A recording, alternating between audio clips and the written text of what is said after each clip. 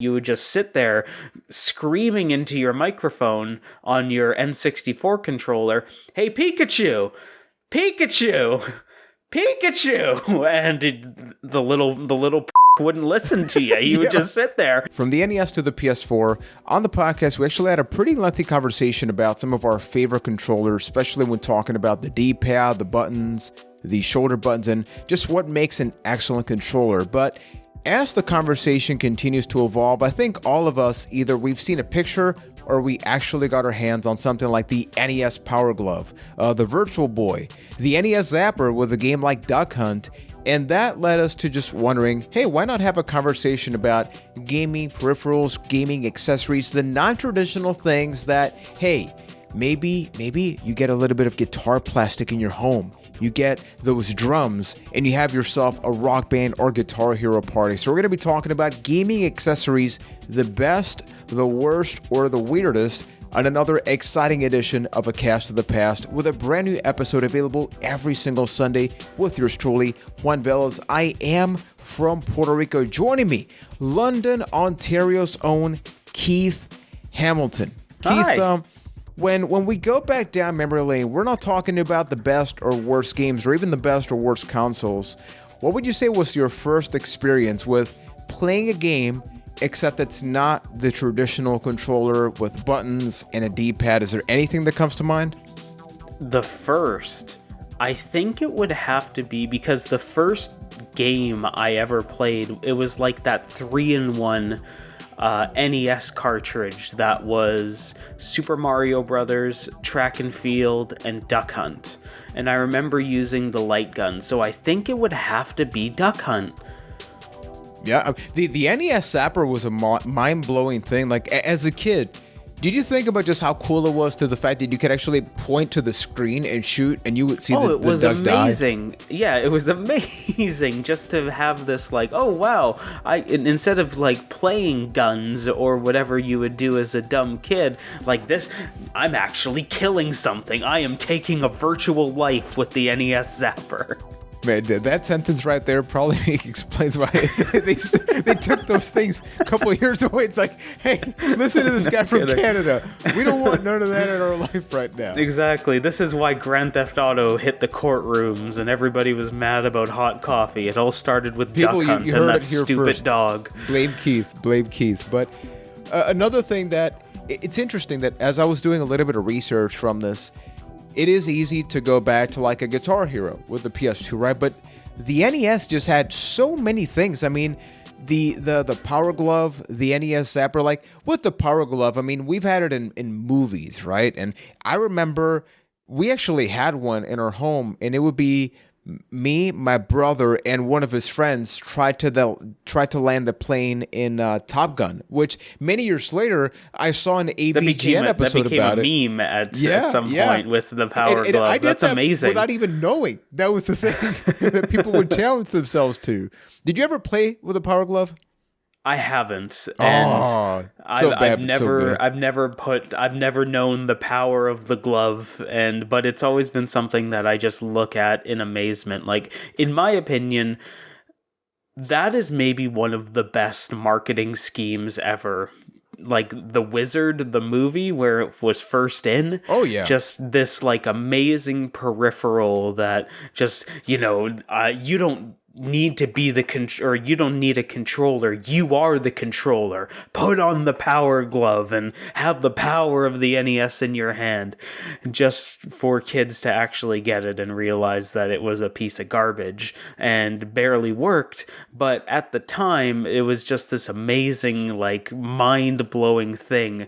And that kind of set the pace for what peripherals were like going forward, because it's easy to remember the good. It's easy to remember the good ones, and it's easy to remember the bad ones, because there's a lot of those too, but there's just so many middle-of-the-rung, useless, borderline useless accessories that video game consoles have had for them that just somebody needed to look at and go, why? Why did we do this? Why do we need the congas for Donkey Konga and stuff like that? Okay, here's the sad part. I always wanted to own a pair of those. Just because even though I knew that was ridiculous, those came out, that was on the GameCube, right? Yeah, that was on the GameCube. But I always wanted to own those. Now, I'm curious, did you know about what Bleem was? Bleem, Bleem? Bleem. That was the PlayStation emulator, wasn't it? So, yes and no. So, Bleem was I actually remember a thing. playing Metal Gear Solid on the computer on Bleem, I think. But you could actually do that with the Dreamcast. So the way that it would work, Bleem, before a whole lot of lawsuits and all that, this is like a combination of, it's not a controller, it's kind of an accessory. You would basically buy this disc that there were 3 variations. You could play a PS1 game on a Dreamcast and it will look better. And they had this for Gran Turismo 2, Metal Gear Solid, and Tekken 3. I can't see the reason why that's illegal at all. Exactly. It's like, and it's not, it's one thing, as you mentioned, like emulators on PC, that's like, that's nothing new at this point. But the fact that a PS1 game, you could actually put the disc on a Dreamcast and it would work, that was pretty mind-blowing, right? Oh yeah, absolutely. And I only know of the PC version. I had no idea that it started out as a Dreamcast thing where you could play Gran Turismo on a Dreamcast. Like even just thinking about that, that's mind-blowing Metal Gear to Solid. me. Think about that. Yeah. Freaking Metal Gear. That's insane. Now, I was doing a little bit of research, Keith, because there are a couple of gaming accessories that maybe we all know. And there's others that maybe had a limited release. Maybe they didn't do too well, or the question is why. So I'm gonna show you a couple on the video version, but then for the audio people, don't worry, you're gonna get Keith's reaction. Keith does not lie. If you've been subscribed to this podcast, you know how Keith is. So Keith, are you ready to figure out a sexy accessory for the Wii? Yes, absolutely. What was the most popular Switch Wii game? The most popular Wii game, does Wii Sports count? That is correct, Keith. You won 5 points. That's such a cop-out answer, though, because of course it's the most... It came with the frickin' system. Everybody had Wii Sports. Of course it's the most popular game. What was the most popular game within Wii Sports? Oh, it had to be bowling. So, Keith, what if it's instead... the only one that worked, really. Exactly. So what if instead of just like pretending to hold a bowling ball, you actually had a controller in the form of a dark blue bowling ball with buttons on top of it? Describe what we are witnessing on screen right now. Yeah, it's like a full bowling ball in the style of a Wii controller. I didn't know that existed, but that's so weird because let's work through the logic of this controller, okay? It's a bowling ball. When you are bowling, your goal is to take said ball and throw it down the lane and hopefully hit some pins. How many TVs were already broken with the Wiimote? There's amazing compilations of people putting their Wiimotes through TVs. You're almost promoting that by putting out a bowling ball controller. Like, let go of this like you're actually bowling and send it right through your 60-inch television that's $3,000. Bet you're really happy you bought that controller, aren't you? Can you imagine playing something like Twilight Princess on that? I would love that. Just swinging around my ball and beating Ganon. Yeah, that sounds like a Friday night to me. It's got to be unbelievable. So another one that I know for a fact we've all either heard about it or experienced it, going to the Nintendo 64, there was a little Pokemon game, Keith. I know you know which one I'm talking about, with a little cute yellow Pokemon called Pikachu, and people said, "Hey, you." When we are talking about the most useless peripherals or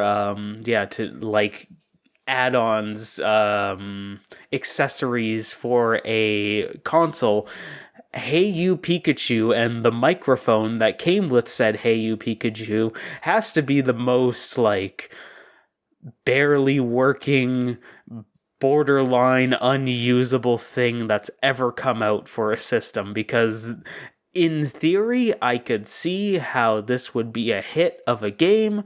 Unfortunately, in execution, we did not get that. You would just sit for hours, because I remember playing this as a kid. My friend that lived next door had it. You would just sit there screaming into your microphone on your N64 controller, "Hey Pikachu! Pikachu! Pikachu!" And the little prick wouldn't listen to you. He would just sit there going, "Pika, Pika." I respect the idea, but the execution just wasn't there yet. No, and what's amazing, Ryan and I recently had an episode about blockbuster memories, right? So one of my rental memories that's not one of the better ones is I actually rented this at Video Avenue. And I bet you they didn't give you the microphone. No, they did, but they actually had my mom. It was Video Avenue or Blockbuster. My mom had to sign, like, I forget how many papers. And I vividly remember they said, look, if the microphone stops working, $110, which when that came out, yeah, because I remember this was a premium game because it's like of 90 that to 100 stupid bucks. microphone. Yeah, and that was it. And then, like, keep in mind, I understood English at that point. I didn't necessarily speak it, so I'd be like, "Mira, cabrón, no me entiende." So, because I just be like frustrated, like, "Pikachu, understand my thick ass Puerto Rican accent, please." So like Pikachu, Espanol. And then I felt so bad, like years later, that like your experience of just like, "Hey, guess what? Pikachu didn't understand anybody. He was just a dumb brat," right? It's like, but I thought it was like my thick ass Puerto Rican accent. I'm like, "Come on, man, ¿por qué no me entiende?" Yeah, Pikachu was just super racist. I mean, hey, that is a thing. Maybe I didn't see no like Puerto Rico region with a Pokemon or anything like that, so that's a possibility. But then another thing that. One of the things that I miss most in the arcades is DDR. And you know, like I mentioned it to you and Ryan, like I was a big fan of DDR. It was Keith like blazing in that extreme difficulty back in the day. I honestly have only played DDR once or twice in my life. I would hate to see you. I bet you at this point it is Wii Bowling Ball ugly. Oh my God. You didn't just do that. I did. Yeah. So the DDR pads in the arcades are freaking awesome, right? Because it's like the whole machine, the lights, and then at home. It's when you find that person, because you know how like on a DDR machine they have that back stand, like when they hold that, when they hold it, you know you need. Yeah, it's about to get real up in that arcade when somebody grabs those back railings and then their legs just start doing things that it's hard to wrap your head around. It's an amazing sight to see. Exactly, but then at home, you couldn't just like bring in the metal pads. Now they do actually exist now, but you know what's the frustrating part? Like legit, one of my dreams has always been and is to own my own DDR machine. Like there's a one player model that's actually now like super huge. It's still like if somebody says like, "Hey, here's $1,000, like I'll give you one of those." Like I have always wanted to have one of those because you can buy pretty decent metal pads, but people say like the sensors are awful. So then you're left with this kind of okay plastic dance mat. But the funny and horrible story is I actually lost 40 pounds playing DDR like that at home. Yeah, I remember that. I thought that was you. With Stepmania and all that. Mm-hmm. I also developed horrific back problems because of it, because it's just a thin plastic mat on the floor to which you're just jumping. Like you're jumping and stomping. Like with those machines, there's a little bit of give, right? Like you're exactly when your lower back is absorbing that entire impact. It is not good for your body. It is not. But did you know that? What I gotta be very mindful with how I phrase this next part. What if instead of doing things with your feet, Keith, you could do things with your fingers? I mean, if I had a nickel, am I right? So, did you know that there's actually a finger dance mat for DDR games? That is okay. at what point do you just pick up a controller? Like if you're doing like Finger Revolution, and I'm sure that's a movie out there somewhere, but if like just pick up the controller at that point, like what are you doing? So it is legit a USB device that you can plug into your computer, and it's just, imagine a dance mat for your fingers, Keith. That is... It is also Carpal Tunnel, the video game, probably. I imagine playing like Typing of the Dead with that, and that's just like a weird... I'm just imagining somebody playing in extreme difficulty with like, because the idea is that you use the fingers like this is. Can you imagine they add a little rail to the back so you're holding? You can grip the rest of your hand, making this weird claw-like thing going on. This is the dumbest conversation I think we've had. Dumbest. But the reverse of that is something that I love so much. Like, have you ever gone down a YouTube rabbit hole and seen Every day. People try and speedrun games with a dance mat, like they're beating something like Breath of the Wild with a DDR mat, and then they're just using their feet to play, or sometimes they're just slapping the mat with all the buttons that they need to hit. Like, that is a phenomenal thing to watch. I love it so much. No, and that's the commendable thing about it. It's sometimes people will take all of these different accessories, like even the Power Glove. I've seen people do crazy stuff to get it to adapt to modern devices, and just like figuring out how much can you play. Crazy is the word. 100%. It is. And speaking of crazy, because we're talking about both best and worst, I mean, the best is the DDR dance mat in the arcade. The worst would be, the finger one, because for crying out loud. But then, Keith, you were a fan of Resident Evil 4. Do you know where I'm going next, buddy? Oh, I know. This is... If we're talking about bad accessories, this has to be cream a la crop. That Resident Evil 4 chainsaw GameCube controller in all its majesty.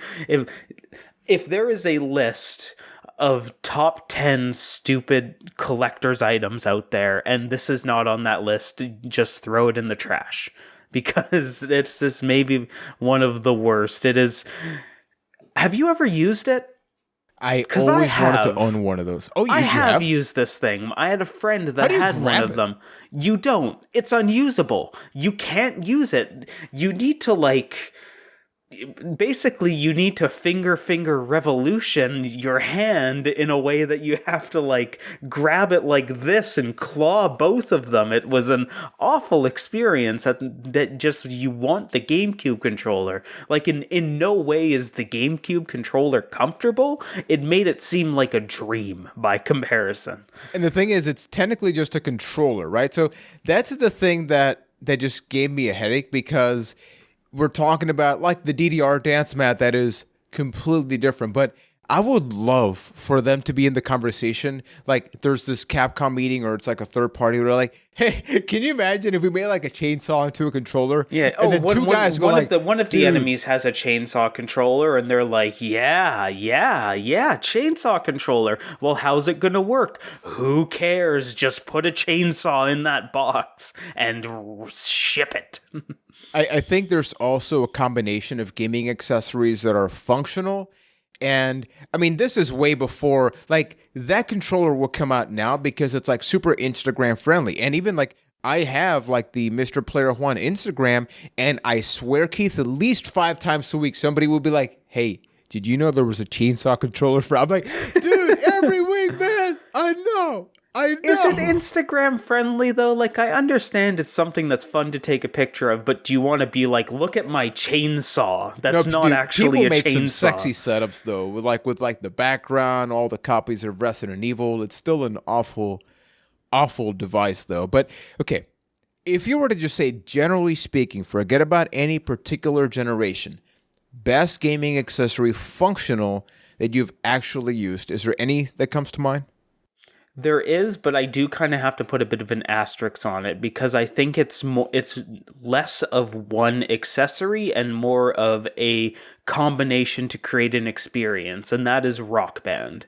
Especially those first couple of generations of Rock Band before it tried to get too gimmicky, but to have that entire setup of guitar, microphone, drums, and then have a second guitar for bass. Like, that is the ultimate get together with friends and then just game on a Friday night or on a weekend. Like, those are some of the experiences from the Xbox PS3 generation that I cherish most and wish that we could go back to, because there was that special point in time where just like everybody had that friend that had it. Yep. And it wasn't just a world filled with thrift stores covered in these accessories because nobody wants them anymore. But yeah, just that whole Rock Band experience, like they had something special with Guitar Hero, and then like that turned it into just like they took it to the next level with Rock Band. And I think that like Rock Band 1, Rock Band 2, even Rock Band 3 kind of is like the golden age of gaming accessories. And what's kind of unreal is that, as you mentioned, they went from everybody wants them to nobody wants them to now like, dude, it's expensive as hell to get a kit. It's insane.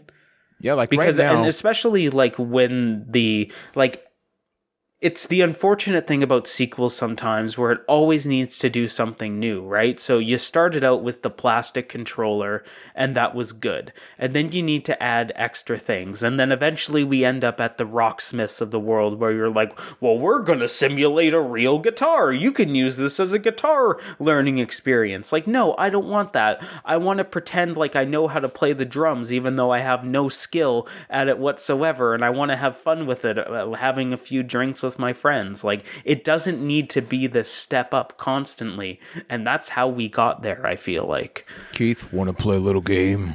Oh, I love to play a little game. Oh, damn, I didn't expect that voice back there. But okay, Keith, Rock Band for PS4 or Xbox One. If you were to just guess how much is a complete, not CIB, not complete in box, but just like the complete package of like all the, I was going to say all the ingredients, all the equipment to get that full experience now. No DLC, right? No, I'm just talking about like the physical, the physical, like the drums, the guitar, all of that entire kit for PS4, Xbox One. How much do you think that's going for right now on eBay? I remember it being like really expensive at the time, but I'm going to say around $300 US. What if I say, Keith? The answer is between $475 to $600, Keith. That's $600. That makes me sad, because we're just never going to get back there again. All that useless plastic, we're just never going to have that moment in time again.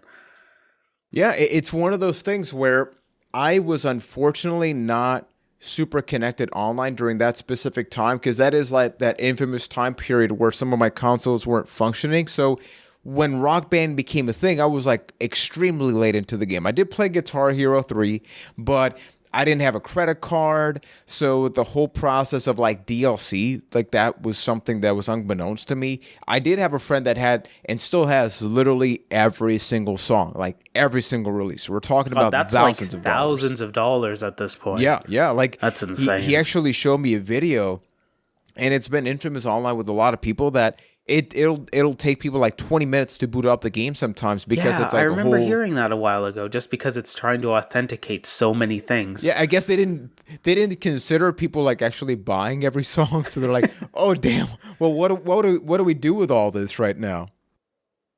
And then I'm curious here, so a couple other special things. One of them is a racing whiz. Like generally speaking, how big were you into racing games growing up?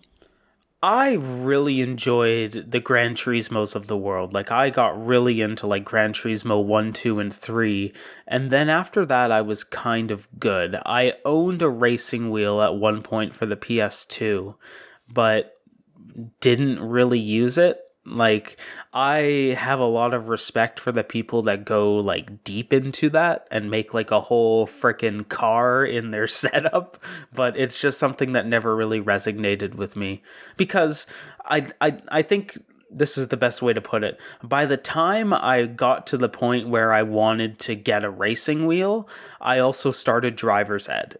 So I'll just go drive the real car. I mean, that's true. I mean, for me, I associate racing games with like the wheel so much with the arcade experience that I always wanted a racing wheel for home. But then when I asked myself, like, okay, you would have it hypothetically, what would you do with it? For me, it's like, oh, we'll have to play Crazy Taxi. But then it was like getting into like the Crazy Taxi machine, right? Or getting into the Cruising World machine. Crazy it wasn't just like Taxing having is not that. a good game if you're not putting a quarter into it. Sorry, Exactly. Crazy Taxi fans out there. I mean, it's a controversial opinion, but you're not, like, as somebody that's played Crazy Taxi-like games recently, you're not exactly wrong with that. So that's definitely and you know a what? thing. That's okay, because some games are built like that. Like a lot of the old arcade beat 'em ups, same thing. Like those games are meant to be played with quarters, and that's okay. Yeah. And another amazing thing, this is one of those things that functionally, it looks stupid, but you get the point. We're going to be going to the GameCube. Did you ever play Phantasy Star, Keith? No. But you know what I'm talking about, though, I've right? heard some insane stories about Phantasy Star Online. So for the GameCube, I believe this was in Japan. I'm not sure if this is also North America, but they actually developed... exactly. It says right here, it was never released outside of Japan because there's like a chat in the game and all that. Imagine a wide GameCube controller, but literally the middle It's the size is of a freaking keyboard. It's just a keyboard in the middle. It's not below it because, like, you know, the Xbox 360 had that attachment that below the controller, it had a keyboard. That was actually pretty awesome. And I had like a keyboard for the PS2 when we would play like Resident Evil Outbreak and stuff online. My goodness. I had a keyboard, a USB keyboard that I would Same. attach. But imagine if a PS2 controller also had a keyboard in the middle of it, and I then would you love to have see this For better or worse. abomination of God that this controller was. But I think it's pretty cool. I would love to see just how you would grab. The GameCube controller is already big enough, but then you have a whole keyboard. I need to look up a picture afterwards of somebody like playing with it because it's like, do you play with it doesn't laying exist. down? Like You hold above- it like probably like this. Like you need to stretch it out. Like your hands or your arms need to be at like a 45-degree angle, but then you need to type something, you need your hands for that. So you need to take your hand off the controller, try and like balance it by white knuckling it, and then type with one hand and then get back to playing it. It's a bizarre concept, and I'm not gonna lie, even though I would never use one, I kind of want one. I want it just to like frame on my wall as this is the most ridiculous thing I have ever seen. Keith, this is the one that I'm going to present this to you, and I feel like it could either be in the best or worst category, and it makes complete sense. The thing is, I want this, and I didn't know about this until this. So, prefacing, apparently it cost over $150. This is a device for the PS2 related to Onimusha 3. Onimusha usually has, what is the weapon of choice in an Onimusha game, Keith? That was swords, wasn't it? I've never actually played an Onimusha game. Exactly, but what if your controller, Keith, what if it was a freaking sword? The controller is the damn katana, the Hori katana. So for those in the audio version, imagine like the I guess you could call it the casing for where you put the sword in, where it's got the D-pad on the right side in the middle, but right in the middle of two thumbsticks, and then there's some buttons to the left. It looks atrocious, but it's one of those things. It kind of looks like a flute, like like it does. The Power Rangers flute that summons the Megazord. Oh my goodness, you're right, Keith. Give me your reactions. What's your thought process on this one? You know, there's a line from the movie Jurassic Park that I always love to go back to with stuff like this of, we spent so much time asking how, We never thought to think about why, or something like that Jeff Goldblum says. I'm paraphrasing, but it's just like, why do we need this? Why do we need the chainsaw? Why do we need the katana? You just hold a freaking controller. If it ain't broke, don't fix it. And by the way, a lot of these are coming to us from techradar.com. They did a really good job checking out some of these. So maybe I'll post a link on the Discord. But I think that much like the Resident Evil controller and this one, I think they just want something that you will use like one time, but it is a conversation piece, right? It's like if I go to your house, Keith, and I see a katana, but it's actually a controller, and I find out it's like over $100, we will have a conversation about this, right? It's all marketing, right? It's like, oh, you can play Onimusha 3, put down the controller and pick up the sword. Cut down your enemies with the new sword PS2 controller. Whooshing! And now that people was probably just the commercial. Take that, add a little music in the background, you're good. And boom, there you go. Good. There's the whole promotional campaign for Onimusha 3. What, 20 years later? Nailed it. Why not?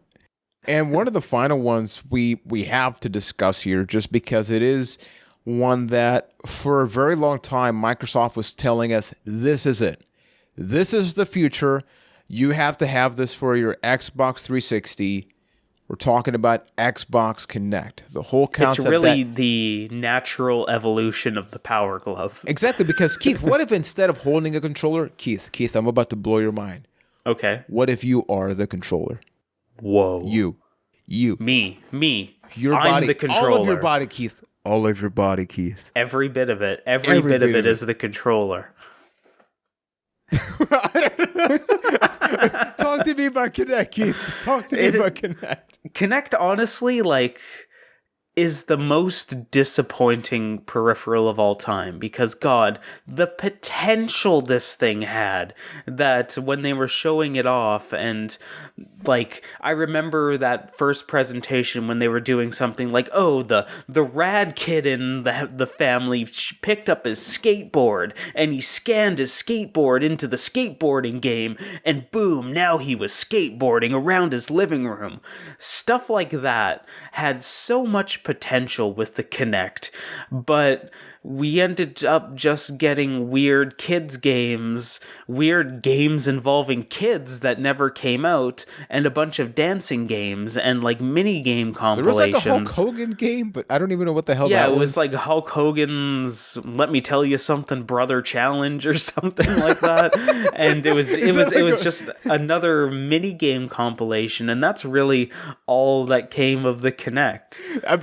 I'm just gonna say, if they made a Rock Band game versus the microphone, but it's only you cutting promos against Hulk Hogan, I would buy that today, Keith. I would buy that today. It's like "Hey You Pikachu," but instead of saying "Hey Pikachu," it's like, "Well, let me tell you something, Hulkster. What you gonna do when you walk down that hallway, brother?" And then Hulk Hogan walks down the hallway and checks it out, and he's happy. You keep your Hulk happy by telling it to say its prayers and eat its vitamins. It's a great game. Hulk, look for me, Gene. Why is he Tim Allen now? Yeah, bury somebody, Hulk. Okay. And then Hulk Hogan does his thing. But yeah, the Kinect, back to the Kinect somehow, it's the thing that never really realized its potential inside of video games, but when you read about the amazing things that they were able to do with the Kinect outside of the gaming world, in the medical profession, and being able to scan people and do real important work with it, it almost seems like it missed its mark by being part of an Xbox, and it should have been somewhere else, because it got to the point where it started out as a mandatory pack-in for the Xbox One. Was it the One? Yeah, it was the One, right? And then it eventually, sure it was, because that was one of the big complaints. Because hey, you could just, why hold D-pad and press buttons to get access to a game when you could just slap your screen and turn on ESPN or whatever you wanted to do. Not there. literally slaps. It's like Xbox ESPN. This ain't working. Yeah. And then the final one. There's so clearly we can do a part 2 of this, people. So before I get to the final one that I want to discuss here, if you're checking us out on YouTube, you go down to the comment section, my friends, and you let us know other good or bad peripherals, gaming accessories that you would like us to react to. And we can talk about that. If you're checking us out on podcast feeds, you can go to Twitter, Cast of the Past, and let us know. Or check us out on Discord, castofthepast.com/Discord. We have a suggestions section, and then you can let us know. Is that right, Keith? Absolutely. Let us know what weird Donkey Konga Guitaru Man accessories you'd like us to react to, and we'll do so. So the final one that I wanted to mention, this is related to one of the best games of all time that we legit reviewed on the podcast, but it is the case of a series that once you've done it almost all, maybe it's time to just bring it to life, kind of like Rock Band, but in a different way. And we're talking about Tony Hawk and the whole concept of skateboards, which for context, I never used any of these just because in every conceivable video that I watched, they did not work. So, yeah.